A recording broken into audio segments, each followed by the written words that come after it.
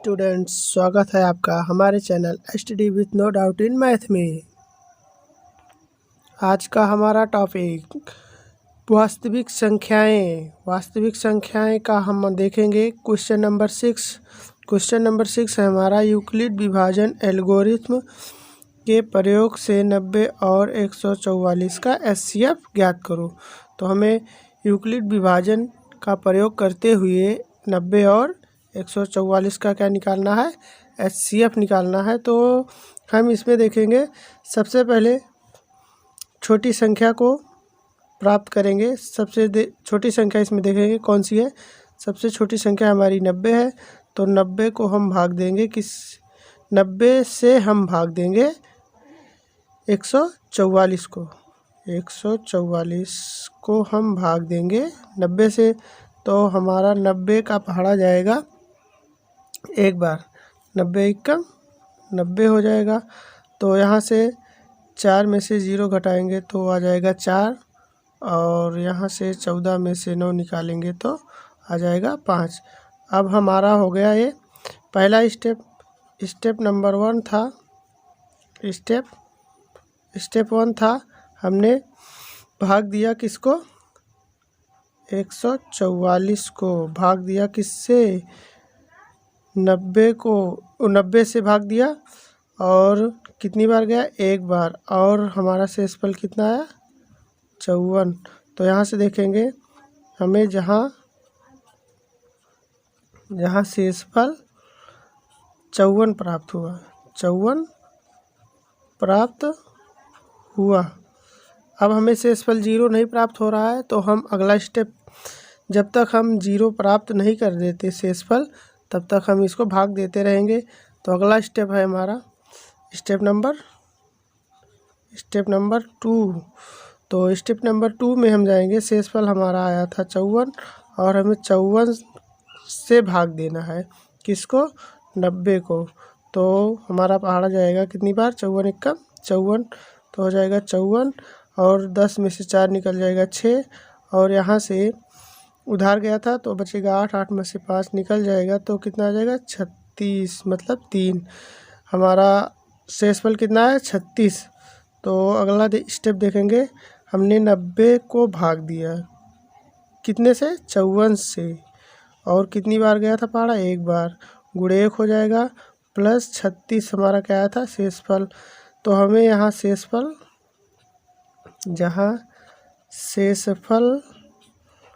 36 प्राप्त हुआ।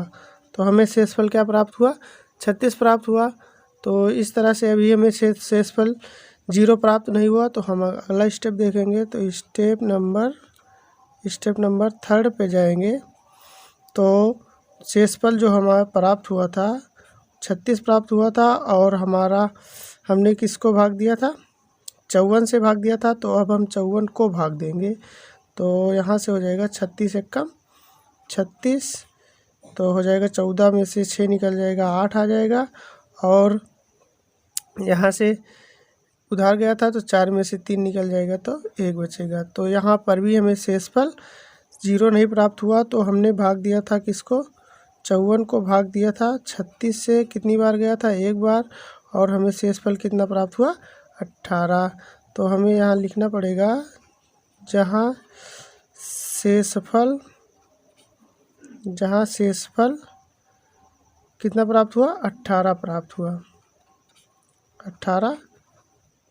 18 प्राप्त हुआ। तो इस तरह से हम देखते हैं कि अभी भी हमें शेषफल 0 प्राप्त नहीं हुआ। तो हम फिर जाएंगे अगला स्टेप। तो अगला स्टेप हो जाएगा, यहाँ से देखेंगे स्टेप नंबर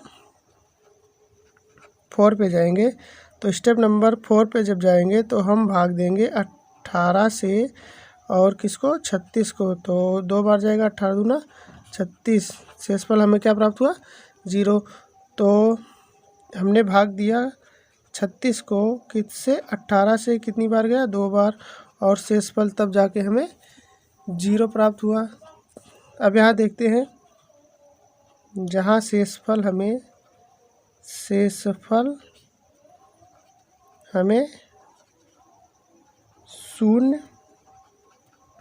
प्राप्त हुआ।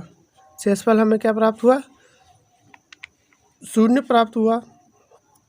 तो हमारा HCF हो जाएगा, अतः HCF बराबर हो जाएगा 18, क्योंकि सबसे लास्ट में जो संख्या काटी है 18 है, इसलिए हमारा HCF क्या हो जाएगा? 18। यही हमारा क्या है? आंसर। अगला क्वेश्चन देखेंगे।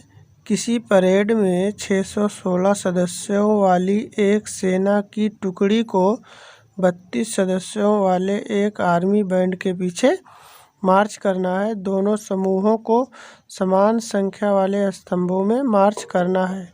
उन स्तंभों की अधिकतम संख्या क्या है जिसमें वे मार्च कर सकते हैं? ये हमारा क्वेश्चन है। अगला नंबर, तो यहाँ से देखते हैं, इसमें दिया गया है प्रश्न क्या कह रहा है हमारा। आर्मी, यहाँ से देखेंगे, आर्मी की टुकड़ी जो है, आर्मी की टुकड़ी के 2 समूह दे रहा है। कितने समूह दे रहा है? 2 समूह, 2 समूह हैं। आर्मी की टुकड़ी के 2 समूह दे रहा है, और इसमें दे रहा है समूह के स्तंभों की संख्या समान है। इसमें और क्या दे रहा है? समूह के स्तंभों, समूह के स्तंभों की संख्या क्या है? स्तंभों की संख्या समान दे रहा है। क्या दे रहा है? समान है। समूह के स्तंभों की संख्या जो है समान है, और पहली टुकड़ी में जो जवानों की संख्या है, जवानों की संख्या दे रहा है, जवानों की संख्या दे रहा है कितना? 616 दे रहा है। और दूसरी टुकड़ी में, ये तो था पहली, ये तो था पहली टुकड़ी में, अब क्या दे रहा है? दूसरी टुकड़ी में जवानों की संख्या कितनी है? 32 है। दूसरी टुकड़ी में जवानों की संख्या कितनी है? 32 है। तो अब यहाँ से स्तंभ की संख्या ज्ञात करनी है हमें। ज्ञात क्या करना है? ज्ञात करना है स्तंभ ज्ञात करना है हमें, स्तंभ की संख्या ज्ञात करनी है। तो स्तंभ की संख्या ज्ञात करने के लिए हमें क्या निकालना पड़ेगा? HCF निकालना पड़ेगा। तो यहाँ से देखेंगे हम किसका 616 तथा 32 का HCF निकाल लेंगे। क्या निकालेंगे? HCF। तो हम सबसे पहले छोटी संख्या देखेंगे कौन सी है? 32। इसको 32 से भाग देंगे किसको?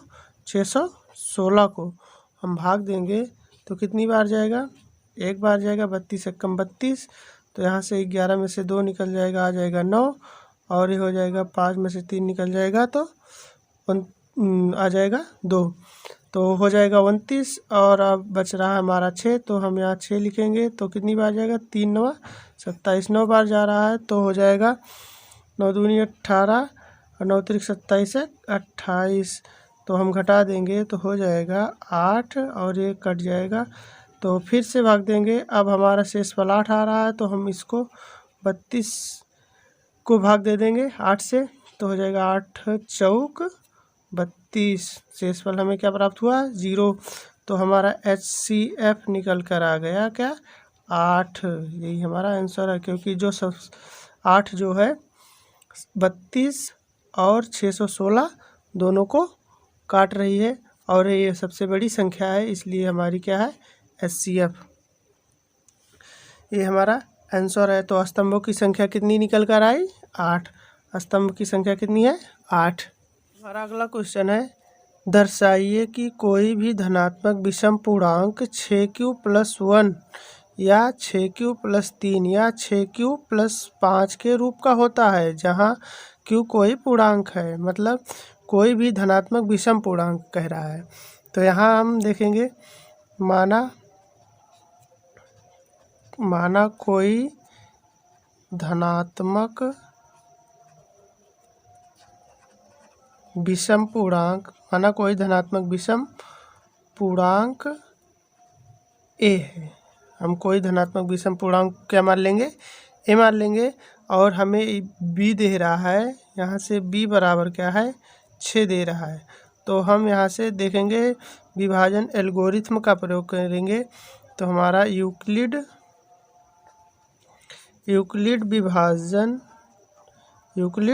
विभाजन एल्गोरिथ्म के सूत्र से देखेंगे। एल्गोरिथ्म यहाँ से देखेंगे यूक्लिड विभाजन एल्गोरिथ्म के प्रमेय से, यहाँ से देखेंगे यूक्लिड विभाजन एल्गोरिथ्म के प्रमेय से देखेंगे। तो हमारा यूक्लिड विभाजन का प्रमेय होता है ए बराबर बी क्यू प्लस आर। तो यहाँ से हमें क्या दे रहा है, क्यू जो है हमारा क्या है, क्यू कोई पूर्णांक दे रहा है, मतलब जहाँ क्यू हमारा क्या है पूर्णांक, मतलब ये 0 से क्या है बड़ा है। और यहाँ से आर हम देखेंगे, आर बराबर हम क्या रखेंगे 0 1 2 3 4 5, क्योंकि हमें ज्ञात करना है 6q + 5 के रूप का होता है, मतलब 5 तक हमें r का मान क्या रखना है 5 रखना है। तो यहाँ से देखेंगे r हमारा क्या है, ये r हमारा क्या है 0 से बड़ा है, लेकिन किससे 6 से छोटा है, किससे 6 से छोटा है। यहाँ से देखेंगे r हमारा 0 से बड़ा है लेकिन 6 से छोटा है, 6 से हम छोटी संख्या रखेंगे r का मान। तो यहाँ से हम देखेंगे हमारा सूत्र होता है a बराबर बी क्यू प्लस आर। तो हमने b बराबर क्या माना है, हमें यहाँ दे रहा है a बराबर हो जाएगा 6 और q तो हमारा पूर्णांक है प्लस r तो है ही। तो हमें यहाँ से आगे देखेंगे, हम यहाँ से आगे देखेंगे तो हमारा हो जाएगा r बराबर, सबसे पहले हम r बराबर 0 रखने पर, r बराबर हम क्या रखेंगे 0 रखेंगे। तो हमारा हो जाएगा a बराबर 6q प्लस r के स्थान पर 0 रखा हमने, तो a बराबर हो जाएगा 6q। अब यहाँ से देखेंगे 6q मतलब ये हमारा क्या है सम पूर्णांक, ये क्या है सम पूर्णांक है, ये हमारा निकल कर आया सम पूर्णांक। और ये क्या है 2 से विभाज्य है, ये 2 से विभाज्य है, क्योंकि ये हमारी संख्या 2 से कट रही है, विभाजित हो रही है। अगला देखेंगे r बराबर हम क्या रखेंगे 1 रखेंगे, r बराबर हम 1 रखने पर, तो r जब रखेंगे तो हमारा हो जाएगा a बराबर 6q + 1। अब यहाँ से देखेंगे ये हमें विषम संख्या प्राप्त हो रही है, ये हमारी क्या है विषम पूर्णांक है, ये हमें क्या प्राप्त हो रही है विषम पूर्णांक। ये 2 से विभाज्य नहीं है, क्या है 2 से विभाज्य नहीं है। फिर यहाँ से हम देखेंगे r बराबर अब की बार 2 रखेंगे, r बराबर 2 रखने पर, तो r बराबर हम 2 रखेंगे तो a बराबर हो जाएगा 6q + 2। तो हमारा ये विषम से अब क्या आ गया, विषम से हमारा आ गया अब सम पूर्णांक, ये हमारा क्या है सम पूर्णांक संख्या है, क्योंकि ये 2 से विभाज्य है। यहाँ से हम देखेंगे क्योंकि ये 2 से कट रही है। अगला स्टेप देखेंगे, यहाँ से अगला स्टेप देखेंगे r बराबर हम क्या रखेंगे 3 रखेंगे। तो r बराबर 3 रखने पर, जब हम r बराबर 3 रखेंगे तो हमारा सूत्र है a बराबर 6q और हम r के स्थान पर क्या रख रहे हैं 3 रख रहे हैं। अब हम ये देख रहे हैं कि ये हमारा विषम पूर्णांक है, तो ये क्या है विषम पूर्णांक है, क्योंकि ये 2 से विभाज्य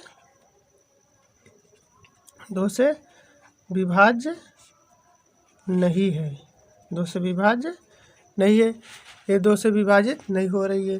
अब फिर हम अगला स्टेप रखेंगे, r बराबर 4 रखेंगे। यहाँ से देखेंगे r बराबर 4 रखने पर, तो r बराबर जब 4 रखेंगे तो a बराबर हो जाएगा 6q + 4। ये क्या है, हमारा समपूर्णांक है। क्यों? क्योंकि ये 2 से विभाज्य हो रही है।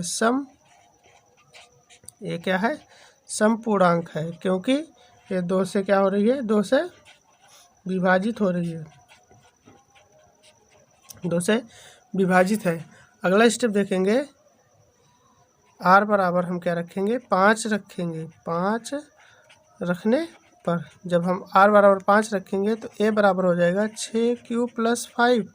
तो ये हमें क्या प्राप्त हुआ, विषम संख्या प्राप्त हुई। तो ये हमें विषम पूर्णांक प्राप्त हुआ। विषम पूर्णांक है जो 2 से विभाज्य नहीं है। ये क्या है, ये 2 से विभाज्य नहीं है। अब यहाँ से हम देखेंगे जहाँ 6q और 6q + 2, 6q + 4 ये क्या है, समपूर्णांक है। ये क्या है, हमारे समपूर्णांक है।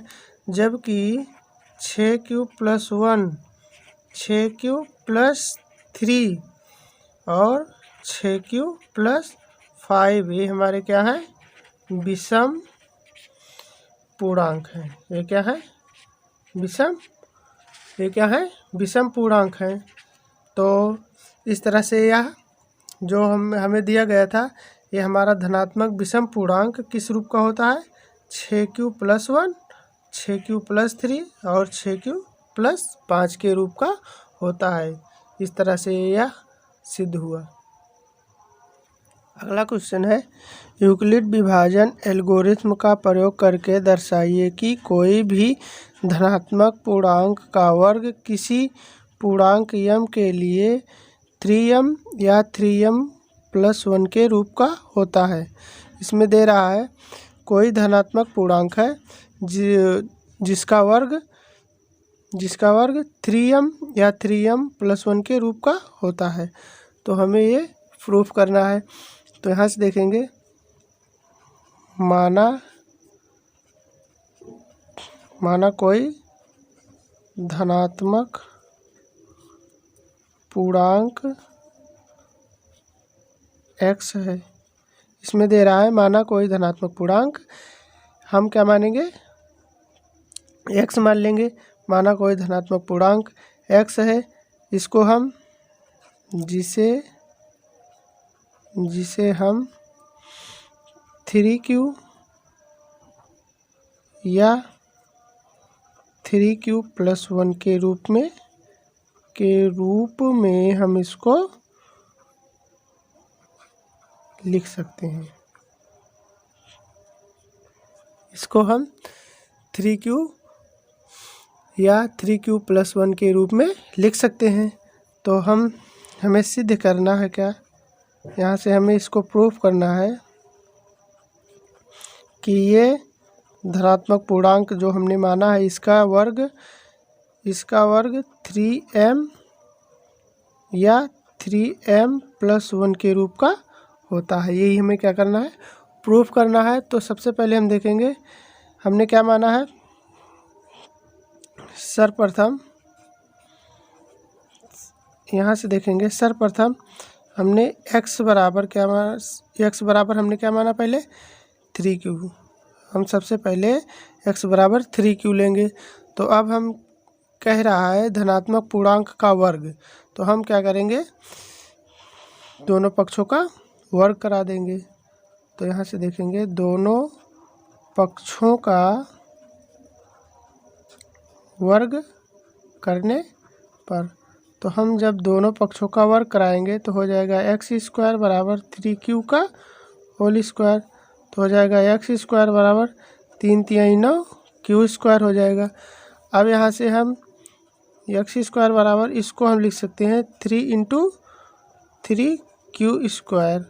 ठीक, इस तरह से हम इसको लिख सकते हैं। तो हमारा हो जाएगा x² = 3 × m। हम यहाँ से देखेंगे, जहाँ हमारा 3q² बराबर m। हमने क्या मान लिया, 3q² के स्थान पर m ले लिया। तो हमारा ये धनात्मक पूर्णांक जो है वर्ग, धनात्मक पूर्णांक का वर्ग 3m के रूप का होता है। एक तो हमें प्राप्त हो गया। अब हम अगला देखेंगे। अब हम दूसरी बार क्या लेंगे, x बराबर 3q+1 लेंगे। तो फिर से हम इस दोनों पक्षों का वर्ग करेंगे, दोनों पक्षों का वर्ग करने पर, तो हम दोनों पक्षों का पुनः वर्ग कराएंगे तो हो जाएगा x² बराबर 3q+1 का होल स्क्वायर हो जाएगा। तो x² बराबर हो जाएगा 3q का होल स्क्वायर। ये हमारा सूत्र बन रहा है a+b का होल स्क्वायर। तो a+b का होल स्क्वायर बराबर होता है a² + b² + 2ab। तो यहाँ से हो जाएगा 3q² + 1 का होल स्क्वायर प्लस 2 इंटू एक ब्रैकेट में हो जाएगा 3q, एक ब्रैकेट में हो जाएगा 1। तो यहाँ से देखेंगे ये हो जाएगा x² बराबर हो जाएगा 3 × 9 q² प्लस 1 को 2 बार गुणा करेंगे वही आएगा 1, प्लस इसको हम गुणा करा देंगे तो हो जाएगा 3 दूनी 6q, एक कम 6q हो जाएगा। तो इसको हम क्रम से लिख देंगे तो x² बराबर हो जाएगा 9q² प्लस 6q प्लस 1। अब हम 9q² प्लस 6q में कॉमन करेंगे। क्या कॉमन करेंगे, 3 दोनों को काट रही है तो इसमें से 3 कॉमन कर लेंगे, हो जाएगा q² प्लस 3 दूनी 6q और प्लस 1 बच रहा है। तो यहाँ से देखेंगे ये हो जाएगा 3m+1। हमने क्या लिया, q² प्लस 2q के स्थान पर यहाँ हो गया, जहाँ q² प्लस 2q बराबर m, ये हो गया 3m+1। तो हमारा दूसरा धनात्मक पूर्णांक संख्या का वर्ग निकल कर आया 3m+1 के रूप का होता है। तो हम यहाँ से देखेंगे, अतः किसी धनात्मक पूर्णांक का वर्ग किसी पूर्णांक